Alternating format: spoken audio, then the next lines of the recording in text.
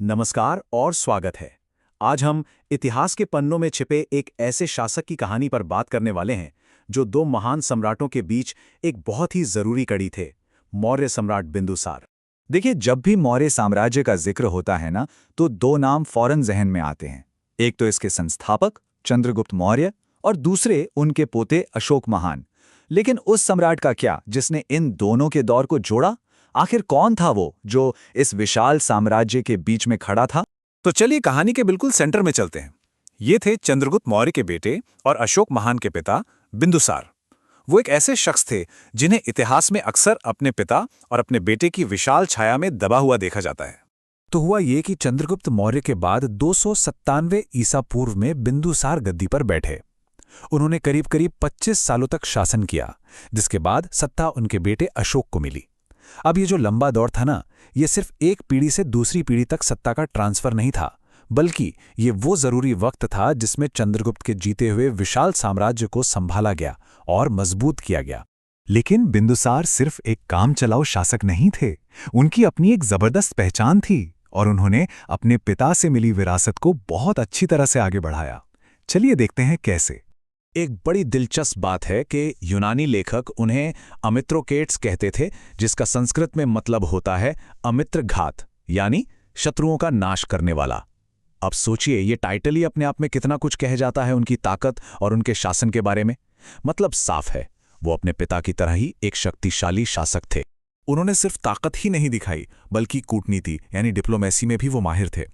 अपने पिता के ही नक्शे कदम पर चलते हुए उन्होंने वेस्टर्न एशिया के यूनानी राज्यों के साथ मजबूत रिश्ते बनाए रखे। ये सिर्फ दोस्ती नहीं थी, ये एक सोची समझी स्ट्रेटेजी थी जिससे व्यापार भी चलता रहे और साम्राज्य की पश्चिमी सीमाओं पर शांति भी बनी रहे। उनके दरबार में सीरिया से डायमेकस और मिस्र से डायोनिशियस जैसे राजदूतों का होना इस बात का सबूत है कि मौर्य साम्राज्य की इंटरनेशनल लेवल पर कितनी इज्जत थी। अब उनकी इसी डिप्लोमेसी से जुड़ा एक बड़ा ही मजेदार किस्सा है, जो न सिर्फ उनके पर्सनल इंटरेस्ट के बारे में बताता है, बल्कि उस जमाने के इंटरनेशनल रिश्तों की एक झलक भी देता है। ऐसा कहा जाता है कि बिंदुसार ने सीरिया के राजा एंटियोकस प्रथम को एक खत लिखा और उनसे 3 चीजें भेजने की रिक्वेस्ट की। कुछ सूखे अंजीर, मीठी शराब और एक सोफिस्ट, मतलब एक यूनानी दार्शनिक।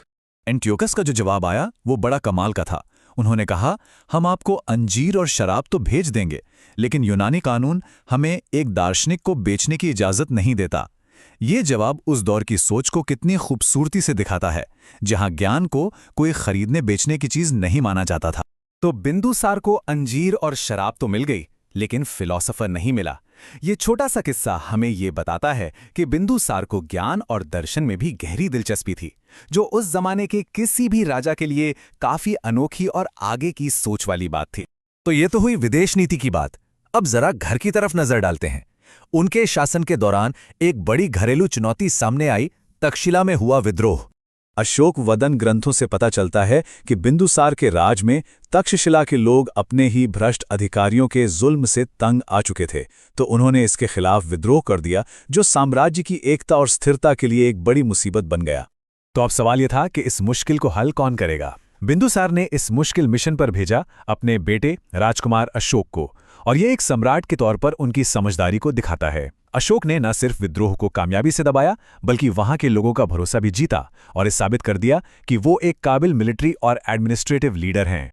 ये जो घटना थी ना, ये भविष्य के सम्राट अशोक के लिए एक बहुत बड़ा टर्निंग पॉइंट साबित हुई, और साथ ही ये बिंदुसार की लीडरशिप का भी एक बेहतरीन उदाहरण बनी। तक्षशिला में मिली इस जीत ने अशोक को एक हीरो बना दिया। एक काबिल मिलिट्री लीडर और एडमिनिस्ट्रेटर के रूप में उनकी पहचान बन गई।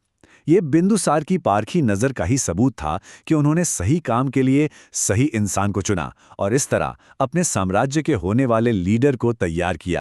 और इस कामयाबी का नतीजा ये हुआ कि बिंदुसार ने अशोक को इनाम के तौर पर उज्जैन का वाइसरॉय बना दिया। ये एक बहुत बड़ा प्रमोशन था, जो दिखाता है कि बिंदुसार काबिलियत को पहचानते थे और उसे सही जगह देते थे, जिससे उनका पूरा एडमिनिस्ट्रेशन और मजबूत हुआ।